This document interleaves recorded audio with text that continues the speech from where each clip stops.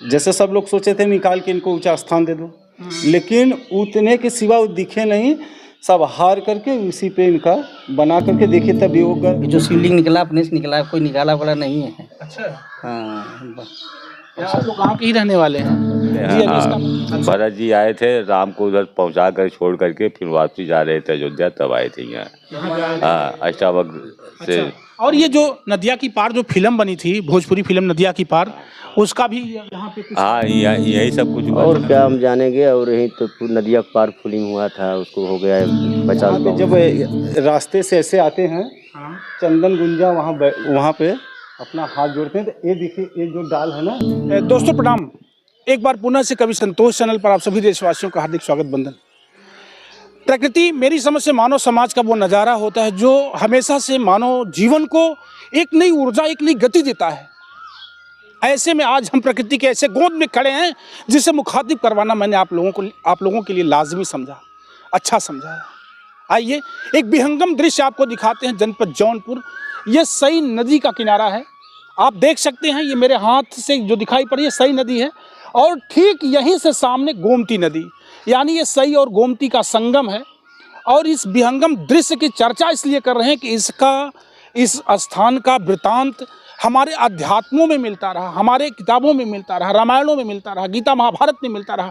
ऐसी क्या कुछ व्यवस्था इस पूरे वातावरण की है, इस पूरे क्षेत्र की है, ये विहंगम दृश्य है कैसा?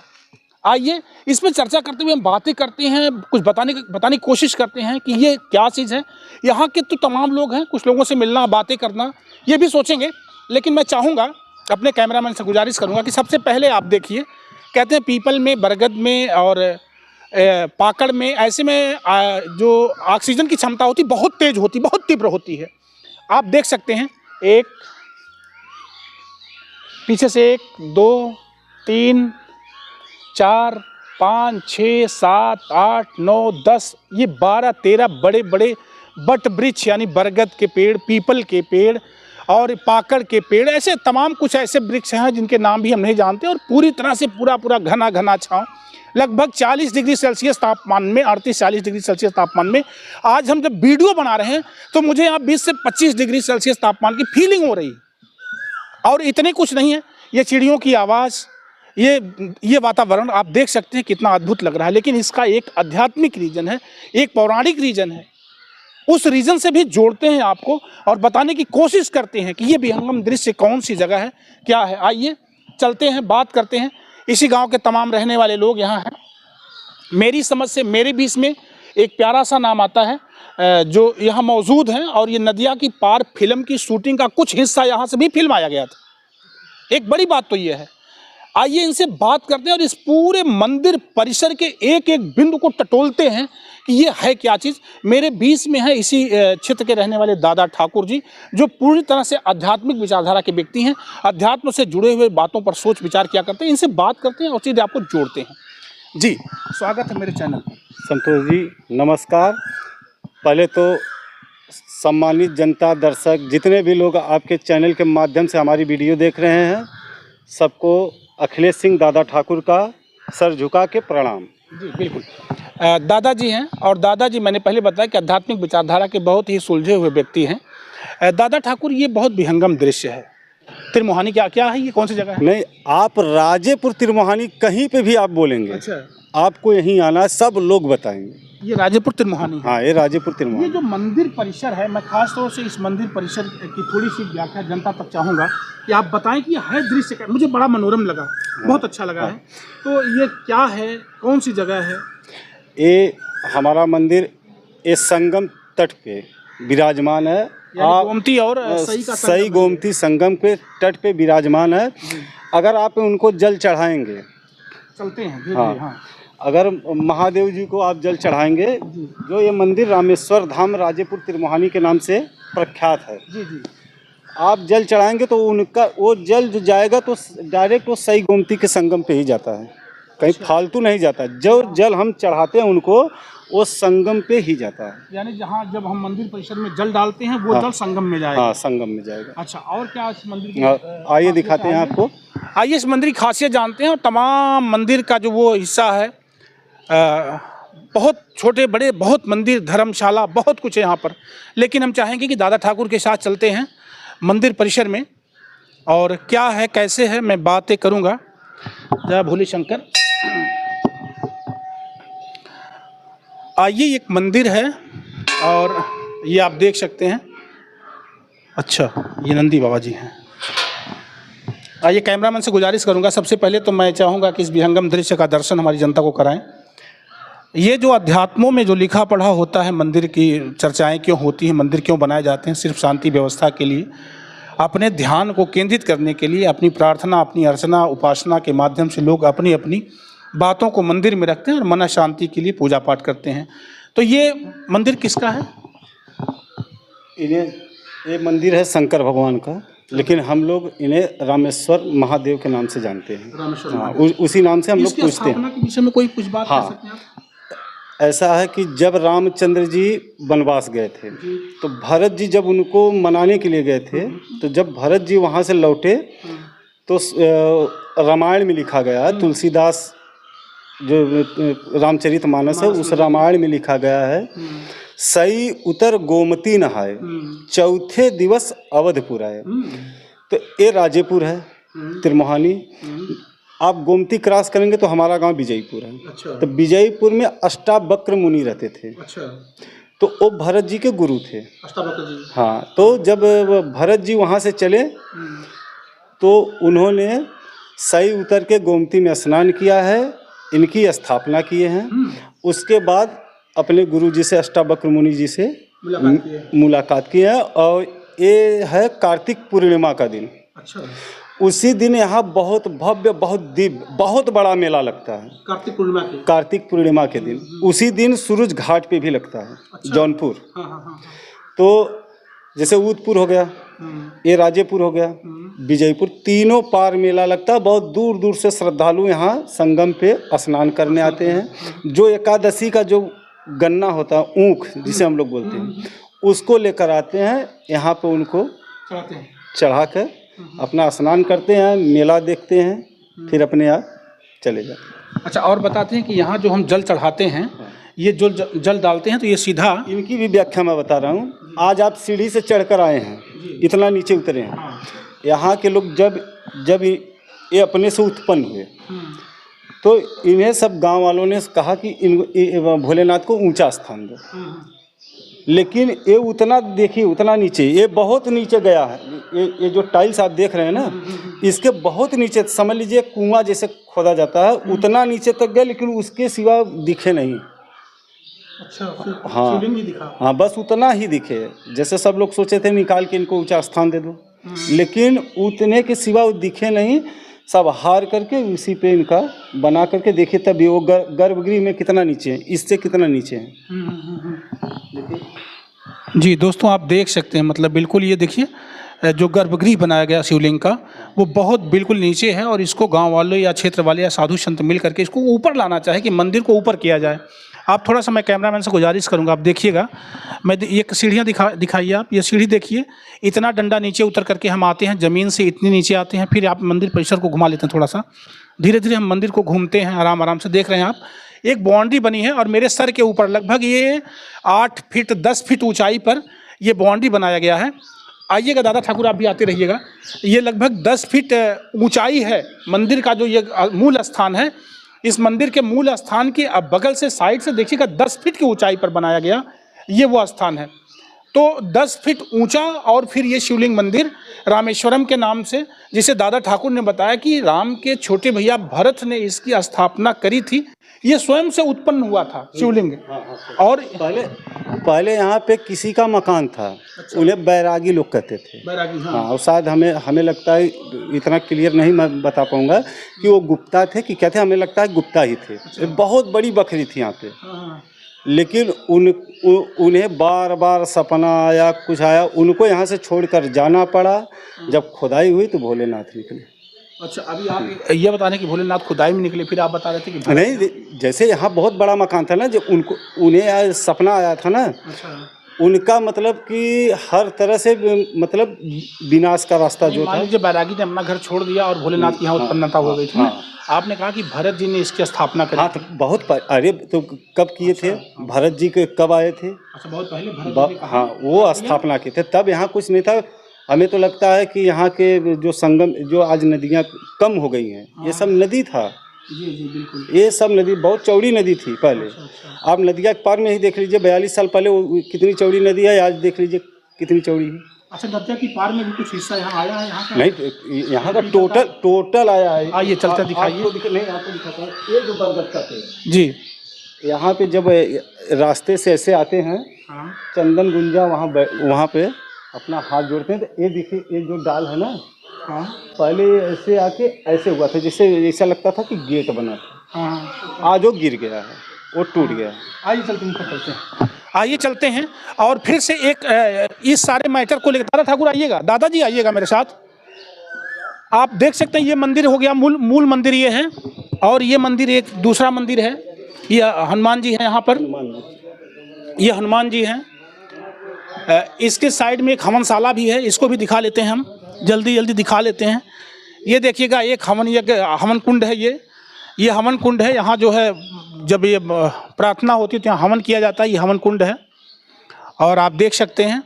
फिर आइएगा, यहाँ शादी विवाह अच्छा सब कुछ होता है। आइए इधर भी चलते हैं और साथ में अभी वो सीन दिखाएंगे आपको जहाँ गुंजा और चंदन बैठ करके बातें करते थे नदिया के पार के फिल्म में। ये आपको ये मंदिर दिखेगा आपको नदिया के पार फिल्म में, और ये मंदिर दिखेगा, ये वाला मंदिर। हाँ अच्छा, नदिया के पार में ये मंदिर दिखेगा। हाँ, ये सब दिखेगा और अच्छा। ये दिखेगा।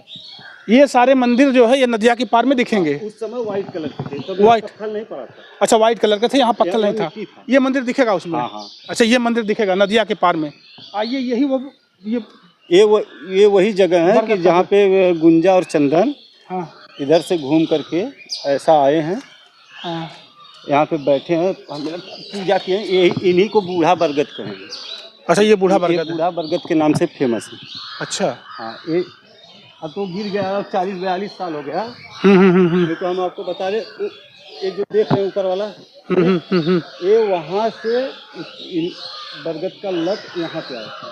अच्छा, गोला पूरा गेट के नुमा आप फिल्म बना, देखेंगे ना तो पूरा दिखाएगा। गेट नुमा बना हुआ था, जैसे देख लीजिए आज भी वैसा, ये वैसा बना हुआ सेम देखिएगा। ये नदिया की पार जो फिल्म बनी थी, चंदन और गुंजा की प्रेम कहानी की शुरुआत जब होती है तो इसी मंदिर परिसर को भी दिखाया गया, फिल्माया गया उसमें। और ये बता रहे हैं कि ये दादा ठाकुर जी बता रहे हैं ये पूरा स्थान उसमें, ये पीपल, ये वही बरगद का पेड़ है, बूढ़ा पेड़ जिसे कहते हैं, बूढ़ा बरगद। ये बूढ़ा बरगद उसमें पूरी तरह से दिखाया गया। अच्छा दादा ठाकुर, आते हैं थोड़ी सी यहाँ चर्चा करते हैं। एक स्थान ये भी देख लीजिएगा आप, इस तरह से बना हुआ है एक, ये पूरी तरह से, इधर दिखाओ बेटा, इसमें इधर चलते हैं। ये स्वर्गीय बाबा फक्कड़ दास राजेंद्र सिंह, स्वर्गवास दिनांक 11 फरवरी 2022 को इनका स्वर्गवास हो गया। ये कौन थे? ये यहीं के रहने वाले राजेंद्र सिंह थे, जिन्होंने अपना घर द्वार त्याग करके इसी मंदिर में अपना पूरा जीवन बिता दिया। अच्छा। हाँ, ये फक्कड़ बाबा के नाम से जाने जाते थे। यहीं रहते थे? हाँ, यही। हाँ, पूजा पाठ। ये इनके लिए एक स्थान बना। हाँ, इनका ये स्थान बना गया। अच्छा। इनके आने पे ही मंदिर में बहुत मतलब कायाकल्प भी हुआ है, बहुत विकास हुआ है। हाँ। अच्छा, और कुछ यहाँ विशेष मंदिर का जो कुछ हो आप दिखाइए। चलिए आइए, बहुत बड़ी बात तो ये है, यहाँ आइए, कुछ दादा लोग बैठे, आइए इन लोगों से बातचीत करते हैं। ये प्यारा सा, मैंने पहले बताया कि आइए इस मंदिर पर। दादा नमस्कार, कैसे हैं आप लोग? ठीक ठाक से हैं? तो मंदिर है, इस मंदिर के विषय में कुछ पुरानी बातें बताएंगे आप लोग? हाँ, अष्टावक्र ऋषि आश्रम है, ये बहुत पहले का मंदिर है। अच्छा। 500 बरस का पहले का मंदिर ये सब है, शंकर भगवान का अंदर से निकले हैं। अच्छा। हाँ, स्वयंभू ये भोलेनाथ अंदर से निकले हैं। अपना कोई नहीं किया है, स्वयंभू भगवान स्वयं प्रकट हुआ। अच्छा, ये अष्टावक्र जी यहाँ आया करते थे? अष्टावक्र ऋषि आश्रम यहीं रहता रहा, तपस्या करता अष्टावक्र ऋषि। हाँ, लालपुर गांव हो, वही का थे। अच्छा। और यही तपस्या कर रहे तो।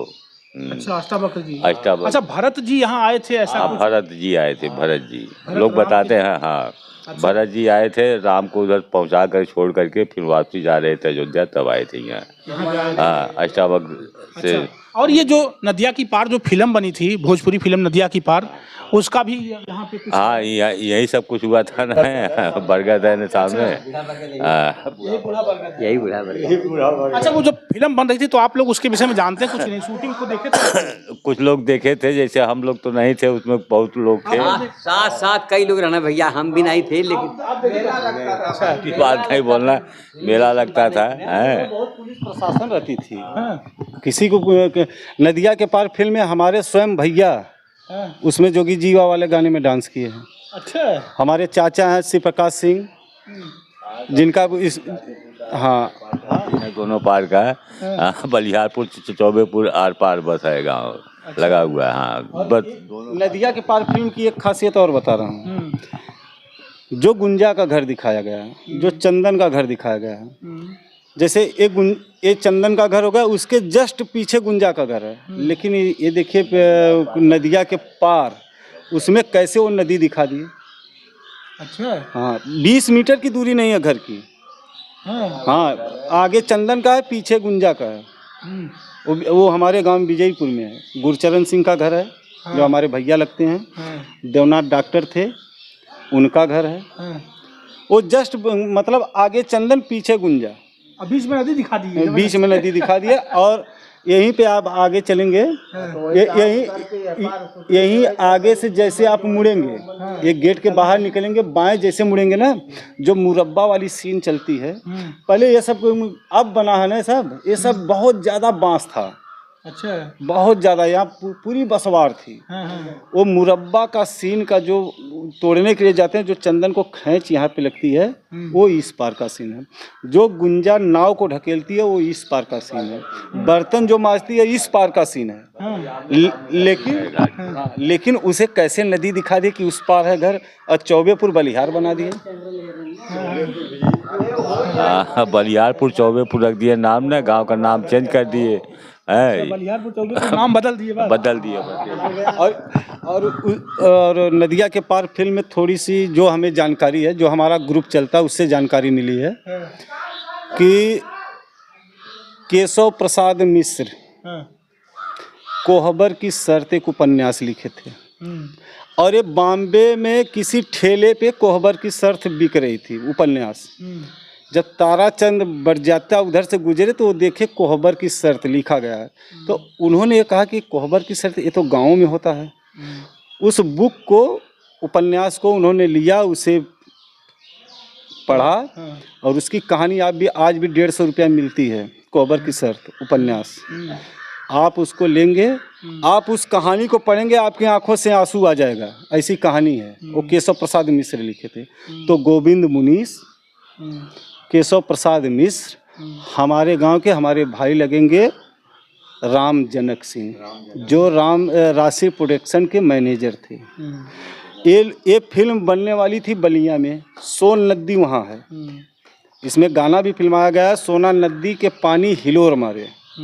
ठीक, लेकिन वो लोग वहाँ लोकेशन देखे, और हमारे जो भाई साहब थे राम जनक सिंह, उन्होंने कहा कि चलिए अच्छा जब बलिया आ गए तो चलिए पहले विजयपुर घूम आते हैं हमारे घर।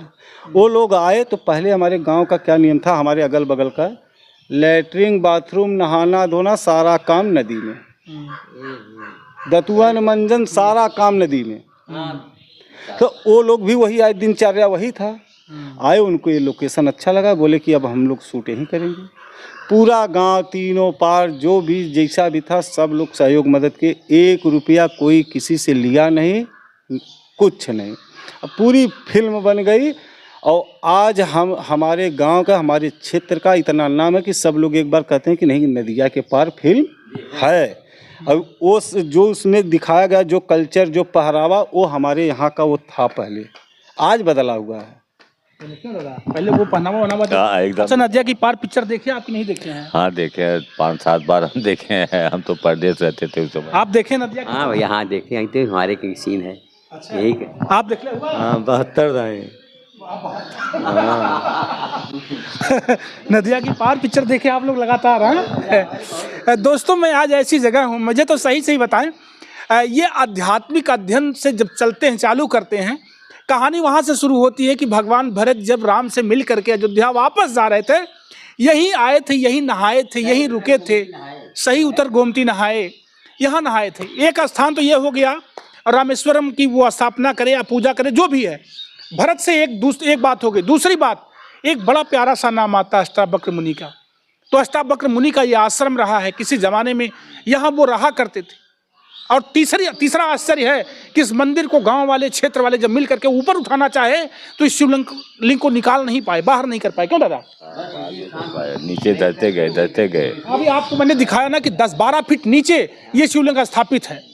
और सबसे बड़ी बात यह है कि जब नदिया के पार फिल्म की शूटिंग हुई, जो आज दुनिया में नहीं पूरे विश्व में अपने परचम को लहरा करके जिसने भोजपुरिया माटी की गंध को फैलाया, छोड़ा, वो नदिया की पार फिल्म इसी स्थान से शूट होना शुरू होती है। और इसी के इर्द गिर्द गांव वालों के सहयोग से 1 पैसा खर्चा उस समय नदिया के पार में नहीं लगा, 1 रुपया नहीं। गांव वाले खिला पिला करके नदिया के पार को शूट कर दिए। चीज हम अभी ये बता रहे हैं, हम भी पहली बार जब एक्टिंग में आए थे और आज भी हम इंटरव्यू दे रहे हैं महादेव के स्थान से और बहुत खुशी मिल रही है।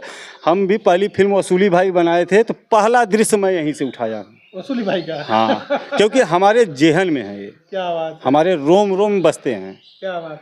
देखिएगा, आप दादा ठाकुर जी का एक्टर भी हैं, फिल्मों में भी काम करते हैं, कॉमेडी फिल्म भी बनाते हैं, भोजपुरी बनाते हैं, तो आपका एक बड़ा किरदार है। और मुझे खुशी हो रही कि इतने दादा से, क्या नाम दादा आपका? दयाराम निषाद। दयाराम निषाद आपका नाम है। आपका नाम क्या है? दूधनाथ यादव। दूधनाथ यादव। आपका नाम? हौसला प्रसाद मिश्र। अच्छा, हौसला प्रसाद मिश्र। यहाँ सब मिलेंगे आपको। आपका नाम क्या है? राधे श्याम निषाद। राधे श्याम निषाद, दादा ठाकुर, सोचिएगा।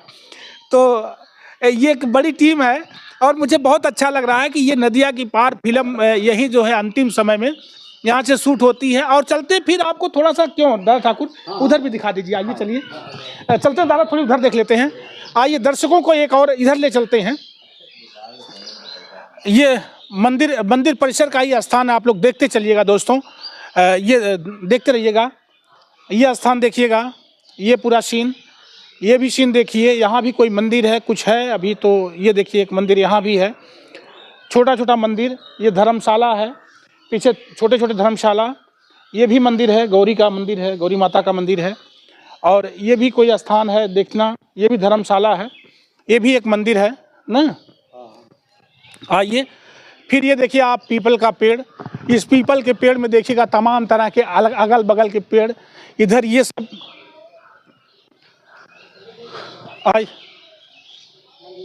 ये पीपल का पेड़ देखिएगा। और ये पीपल का पेड़, ये अब ये क्या चीज़ का पेड़ है? उसके बगल वाला क्या है? पकड़ी। अच्छा, ये पाकड़ का पेड़ है, उसके बगल में पाकड़ का पेड़ है। एक मंदिर यहाँ, ये दिखा दीजिए मंदिर। ये मंदिर, यहाँ लोग, ये नदिया के पार 1 2 3 4 महादेव का और उसका वो, अच्छा, हाँ, वो सब गुंबद, ये सब नदिया के पार में। और आदि गंगा गोमती राजेपुर संगम पर श्री रामेश्वर महादेव मंदिर स्थल का स्थानीय पर्यटन विकास के कार्यों का शिलान्यास माननीय श्री जगदीश नारायण राय, मंत्री रेशम एवं वस्त्र उद्योग उत्तर प्रदेश शासन के कर कमलों द्वारा आज दिनांक 22/11/2008 दिन शनिवार को संपन्न हुआ। राजीव सिन्हा इसका शासी अभियंता रहे। यानी इसका जो है सुंदरीकरण जगदीश नारायण राय जी के सहयोग से हुआ है। और आइए फिर चलते हैं। थोड़ा सा बहुत अच्छा लगा कि दादा ठाकुर के सहयोग से आज मैं इस विहंगम दृश्य को आप लोगों तक पहुंचा पा रहा हूं। ग्रामवासियों से बातचीत करके भी कुछ एक बातों का बड़ा हिस्सा हम आप तक छोड़े हैं। एक वहाँ से आप ले लीजिएगा, देखिए वो निषाद राज की मूर्ति है। और आइए दिखाते हैं आपको, कैमरा हम सीधा बैक की तरफ घुमाते हैं, नदी के किनारे तट की तरफ। ये निषाद राज की मूर्ति है, बाहर दिखेगी आपको, बाउंड्री के बाहर, इस मंदिर परिसर के बाहर निषाद राज की एक मूर्ति है, वो आप देख सकते हैं। यहीं से हम दिखाने की कोशिश करेंगे, अपने कैमरामैन से गुजारिश करेंगे। निषाद राज की एक मूर्ति है, ये देखिए, ये खींच करके जो कैमरामैन ने हमारे करीब से लिया है, ये निषाद राज की मूर्ति। और आप देख सकते हैं यहाँ भी ये भी बैठने उठने का स्थान, बढ़िया सा प्लेटफॉर्म, पूरा पार्क बनाया गया है। आगे उधर भी दिखा दीजिएगा, नदी का किनारा भी धीरे धीरे ऐसे ऐसे करके। हाँ, आइए फिर चलते हैं, थोड़ी सी और आगे बढ़ते हैं। आ जाओ दादा ठाकुर, आइए हम लोग चलते हैं। 2 मिनट और आप लोगों से बातचीत करेंगे। मैं चाहूँगा कि जो इस मंदिर के मुख्य देखने वाले हैं बाबा जी, चलिए उनसे भी 1 मिनट क्या मुलाकात हो जाएगी? हाँ, बिल्कुल। मैं चाहूँगा कि इस मंदिर के जो मुख्य देख रेख करने वाले बाबा हैं, आइए उन बाबा जी से मिलते हैं, थोड़ी सी बात करते हैं, बाबा से भी आपको जोड़ते हैं। ये देखिए युवाओं की एक टोली भी है और आप लोग इसी गांव से हैं सभी लोग? अच्छा, बैठे हम यहाँ, बैठ जाए, कुछ बातचीत किया जाए। तो इस मंदिर के विषय में क्या जानते हैं आप लोग? कुछ जानते हैं? बहुत अच्छी तरह कुछ से। थोड़ी सी बताइए। यहाँ बहुत पुरानी मंदिर है, बहुत पहले की प्राचीन मंदिर है। ये जो शिवलिंग निकला अपने से निकला, कोई निकाला वाला नहीं है। अच्छा, हाँ, आप लोग गाँव के ही रहने वाले हैं? जी, अभी इसका मैंने पूरा वृतांत, इसका क्या नाम आपका है? मेरा नाम बसंत कुमार है। आपका नाम क्या है? धर्मेंद्र। आपका? विशाल निशान। अच्छा, विशाल निषाद। ये देखिए बाबा जी के साथ आप लोग बैठे थे, अभी बाबा जी से मैं दो बात करूंगा। तो अभी तो थोड़ा सा, बाबा जी भी इसी गाँव के हैं। बाबा जी इसी गांव के रहने वाले हैं जी, मंदिर की देख रेख करते हैं। बहुत अच्छे बाबा हैं। तो मेरी कोशिश थी कि मैं बाबा जी से बातचीत करके आप लोगों तक पहुंचाऊं, और बाबा जी से मेरी इच्छा है कि मैं बात करूंगा। तो 1 मिनट जो मंदिर के मुख्य कर्ता धर्ता है, मुख्य मालिक है, मैं उनसे बात करके आप लोगों तक उनके विचार, मंदिर का तो पूरा ये सिस्टम मैंने बता ही दिया। आइए बाबा जी, आइए, स्वागत है आपका, थोड़ी जगह दीजिएगा। बाबा यहाँ बैठिए, बाबा जी इधर बैठिए, यहाँ बैठिए। क्या नाम बाबा जी आपका? राकेश। राकेश। बाबा जी कब से मंदिर देख रहे हैं ये? हो गया 8-9 साल इधर। 9 साल हो गया। 9 साल से मंदिर की सेवा में आप लगे हैं। और कोई सहयोगी साधु आपके साथ अकेले हैं? अकेले हम रहते हैं। अच्छा, आपके पास बेटी बेटा बच्चा बच्ची नहीं है। घर परिवार घर द्वार कुछ किसी से कोई मतलब? घर द्वार है लेकिन परिवार नहीं है। अच्छा, तो क्या घर द्वार से कोई मतलब नहीं रखते हैं आप? नहीं। अच्छा, मंदिर को ही देखते हैं। आपका खाना पीना कैसे, कहाँ से? अपने हाथ से बनाते खाते हैं। यहीं पे? तो लाते कहाँ से, सामान वामान कहाँ से आता है? सीधा पिसान वही खाते हैं। कौन देता सीधा पिसान? सीधा पिसान, जैसे कोई आ गया भक्तगिरी तो लेते जाते हैं, अपने वही खाते हैं। अच्छा, वही खा लेते हैं। बाबा यहाँ मंदिर की साफ सफाई, झाड़ू, पूजा पाठ, ये सब कौन करता है? सफाई कर्मी है, आते जाते रहते हैं। कल तूफान आया था इसलिए कचरा ज्यादा हो गया है। अच्छा, अपने से भी आप कुछ काम धाम कर लेते हैं यहाँ पे? नहीं कर पाते? हाँ, थोड़ा बहुत जो अपने हाथ से अपने थोड़ा मंदिर बटोर छाट देते हैं, करते हैं। ओझाई भी करते हैं? ओझाई नहीं करते हैं। ऐसा कुछ नहीं? नहीं। मंदिर देखते हैं बस, मंदिर की पूजा करना बस। इसी गांव के रहने वाले हैं? इसी गांव के रहने वाले हैं। अच्छा, आपके पिताजी का क्या नाम है? रामहित। अच्छा, ये जो मंदिर का ये जो जगह जमीन है पूरा, ये ट्रस्टी है, यानी किसी ट्रस्ट के नाम है या? नहीं है, ये सब ब्राह्मण लोग का जमीन है। अच्छा। ये सब दान में चले गए हैं दे के। यहाँ पर 72 में बाढ़ आ गई थी, सब छोड़ के चले गए। अपने से शंभू प्रकट हुए थे, यहाँ चूल्ही में खाना बन रहे थे। अच्छा, यहाँ शंभू अपने से प्रकट? हाँ, अंदर खनते पता लगा, उनका पता ही नहीं लगा, जितने खनते गए उतने नीचे गए, तो उनको छोड़ दिए सब उधर। जब उनका यहाँ पर संभव सब बन गया है। और कुछ इस मंदिर के विषय विशेष आप जानते हैं? और क्या हम जानेंगे। और यही तो नदिया का पार फुलिंग हुआ था, उसको हो गया 50-52 साल हो गया। आपको कोई दिक्कत समस्या नहीं होती है ना? दिक्कत समस्या हमको कुछ नहीं होता। कोई समस्या नहीं? नहीं। अच्छा बाबा, आप अवघड़ी मत के बाबा हैं? नहीं। अच्छा, किस पंथी में आते हैं? कोई पंथ आपका है कि नहीं बाबा का? तो नहीं, अभी हम गुरु मंत्र लिए नहीं है, गुरु मंत्र लेने वाले हैं। अच्छा, गुरु मंत्र ही नहीं लिया आप? आपका नाम राकेश है? राकेश निषाद जी, आप बाबा जी हैं राकेश निषाद साहब। अभी गुरु मंत्र नहीं लिए हैं, गुरुमुख नहीं हुए हैं। 8 साल से मंदिर परिसर की सेवा करते हैं। आल औलाद, बाल बच्चे, खेती गृहस्थी, घर द्वार, सब कुछ जो कुछ है बाहर है, उससे कोई वास्ता मतलब नहीं है। पूरी तरह से आप मंदिर में सेवा भाव से लगे हैं 8 सालों से। और जो भी जानकारी आपके पास थी बाबा जी ने शेयर किया। कोई मुख्य आध्यात्मिक पुजारी मुझे इस मंदिर प्रांगण में अभी नहीं दिखा है बाबा जी के अलावा। बाकी बहुत ढेर सारी जानकारी मैंने दादा ठाकुर के सहयोग से, ग्रामवासियों के सहयोग से आप लोगों तक पहुंचाने की कोशिश करी है। इसका अध्यात्म से लेकर के विज्ञान तक का जो साइंटिफिक रीजन रहा, वहां तक मैं छोड़ने का प्रयास किया हूं। दादा ठाकुर से 1 मिनट की और बात करके बंद करते हैं। एक ही चीज कह रहे हैं, जब तुलसीदास जी ने अपने रामचरितमानस में जो अपने कलम से लिखा है, आप रामायण उठाकर देख लीजिए। सई उतर गोमती नहाए, चौथे दिवस अवधपुर है। क्या बात है। भरत जी गए थे रामचंद्र जी को मनाने जी। वहाँ से आए, उनके गुरु थे अष्टावक्र मुनि हैं, और अष्टावक्र मुनि से वो मिले, सही उतरे हैं, गोमती में स्नान किए, रामेश्वर की स्थापना किए। आप लोग आ पीछे आ जाओ। ये 600 वर्ष, क्या बोलते हैं, 600 वर्ष पुराना मंदिर है, प्राचीन मंदिर है जी। दादा ठाकुर का कहना है कि 600 साल पुराना मंदिर है और भरत जी जो है जब राम जी को मनाने गए थे वहाँ से लौटते समय सही को उतर करके यहाँ गोमती में स्नान किया और यहीं पर भगवान शंकर की पूजा करी, स्थापना करी। ये बड़ा पुराना इतिहास अभी बहुत देरी से मैंने एक छोटा सा वृत्तांत आप लोगों के बीच में डाला है। ये रमणी का स्थान का अगर आप दर्शन करना चाहते हैं तो आने के लिए रास्ता है जौनपुर, जौनपुर से सिरकोनी बाजार से चौमुहानी लगी हुई है। उस चौमुहानी से मुड़ेंगे आप आएंगे जलालपुर, ये क्या बोलते हैं इसको, राजेपुर तिरमोहानी आएंगे, वहीं ये विहंगम दृश्य आपको देखने के लिए मिल जाएगा। और मेरी समझ से भीषण गर्मी में भी अगर 40-45 डिग्री तापमान होगा ना तब भी यहाँ आकर के आप 20 डिग्री फील करेंगे। ये जो वातावरण है, जो ये संगम दृश्य, बहुत अच्छा लगा। मेरे साथ तमाम ग्रामवासियों का सहयोग रहा, बाबा जी का बहुत अकाट्य सहयोग रहा। दादा ठाकुर का इस स्थान की मर्मज्ञता को पहुँचाने के लिए विशेष योगदान रहा है।